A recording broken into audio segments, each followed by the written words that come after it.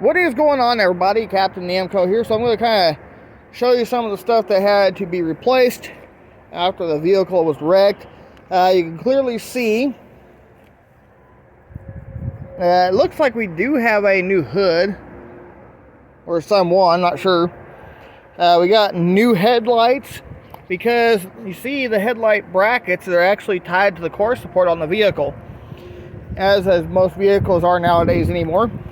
We got a new AC condenser, new radiator, whole new fan assembly right there, new overflow, new windshield wiper reservoir. Looks like we got a brand new alternator put on it, new serpentine belt, and it looks like they might have done some engine work, because that looks fairly new. It looks like they replaced some stuff. Oh yeah, they had to redo all that wiring harness, the whole front wiring harness.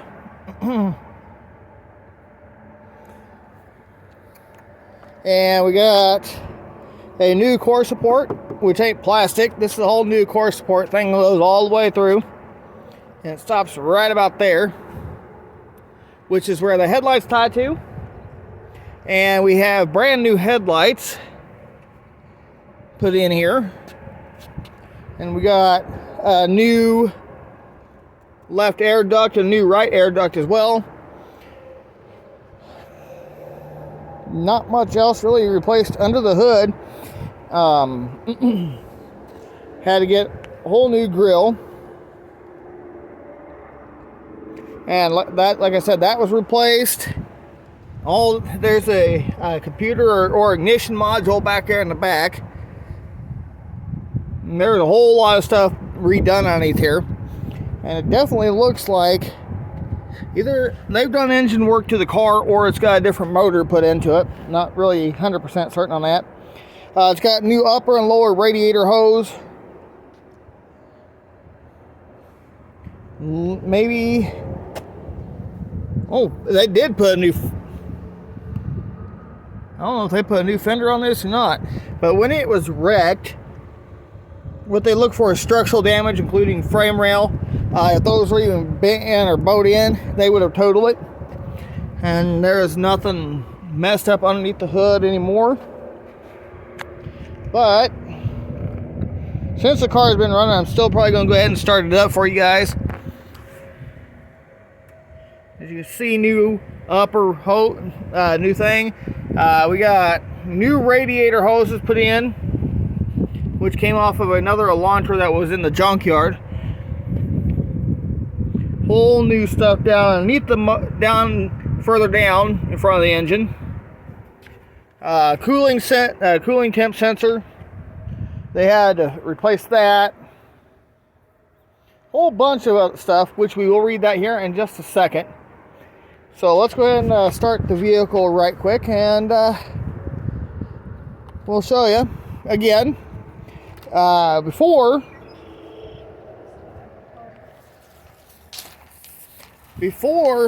we sent it to have it fixed, the engine was clattering, so I don't know if they took the vehicle apart, like took the engine out, and redone some of the stuff inside of it. So let's go ahead and start this up for you. And we are at 25,220 miles, whatever that would be in kilometers. And we have no more warning lights. Starts right up. A lot easier than it used to.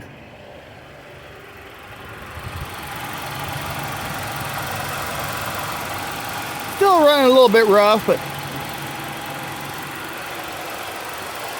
it no longer makes a ticking sound.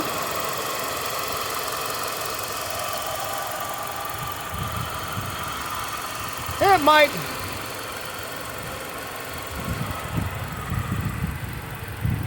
This is a dual overhead cam 16 valve 4-cylinder engine underneath the hood of this car. So there's that. Now we're going to go ahead and shut it back off, and I'm going to read to you guys everything that had to be redone. And you can see it doesn't get hot. It runs right at 210. All right, now let's move over here to the passenger side. And I'll close the hood here in just a moment. And the radiator fan works. Had to have a whole new fan assembly put on. Now, if you guys don't know anything about these Elantras, your overflow tank is actually attached to the radiator itself.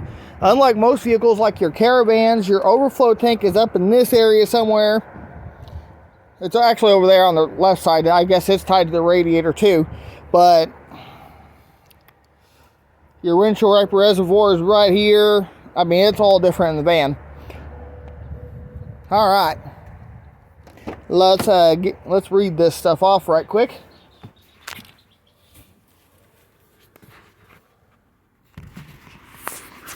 All right.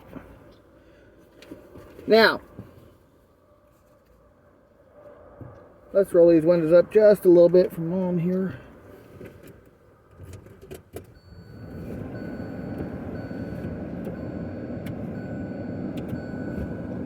All right. Now,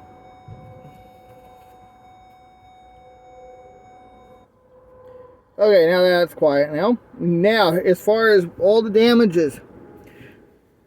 Okay, the first one that had to be replaced was the front bumper and the grille, the OH front bumper, the bumper cover, added for clear coat, added for D-time/R/lamp, license plate bracket without the distance sensor, the grille without chrome. They added for clear coat, lower deflector, absorber, right side and left side retainer, right and left side trim without lamps, without the running lamps, right and left air duct without run lamps, right and left reinforcement, right and left upper reinforcement, impact bar without the distance sensor, prep unprimed bumper, front lamps, right and left, headlight assembly, US build.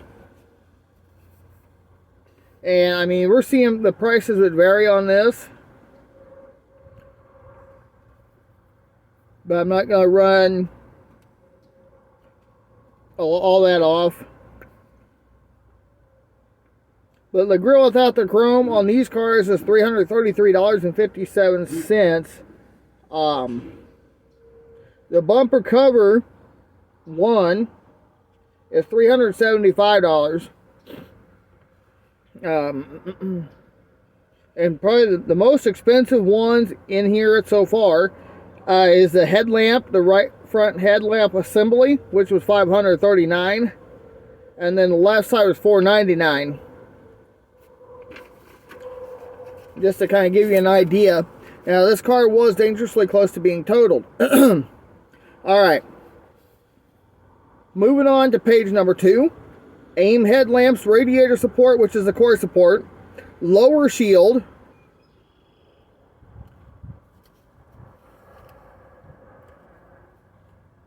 fan assembly, right and left air guide, bleed and check coolant, the transmission cooler line, the cooler, so which means they had to redo the line, lower hose, deduct for overlap, air conditioning and heater condenser, which is on the front side of the radiator, AC service evacuate and recharge, AC service refrigerant recovery, deduct for overlap, hose and tube assembly, deduct for overlap hood and latch. They had to put a whole new hood latch. Right and left front fender liner, for electrical, low and high note, engine and transaxle resonator assembly, air inlet intake tube, windshield wiper reservoir assembly, US built, OH rear bumper and bumper cover, add for a clear coat, the lower and under cover, the right reflector,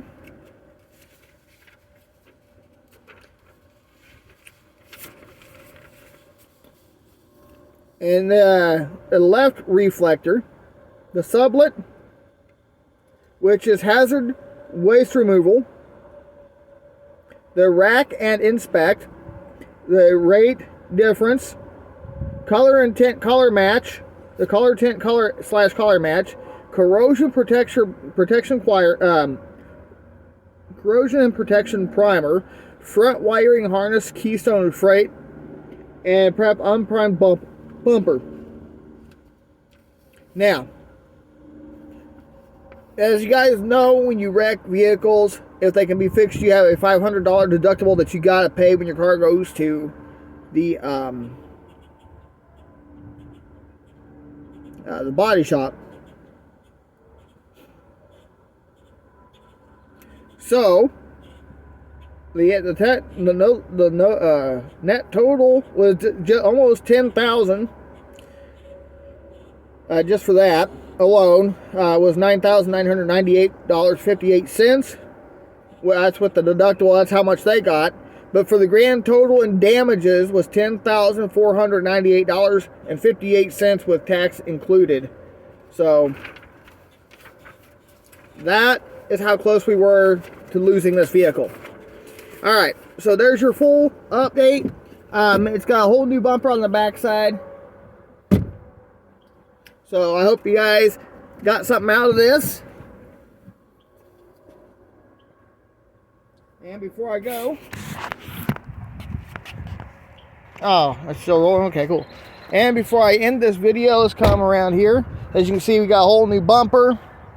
And I think, looks like they might have realigned the backup camera on this. So, but if you guys ever wreck a vehicle and you get it back, you cannot wax it for 90 days. That's because you got to give it time to cure the paint and things like that. So, all right, guys. Thanks for watching. We'll see you next time, man. Before I go, I always want to remind you guys that Jesus loves you, and we'll see you all in the next video.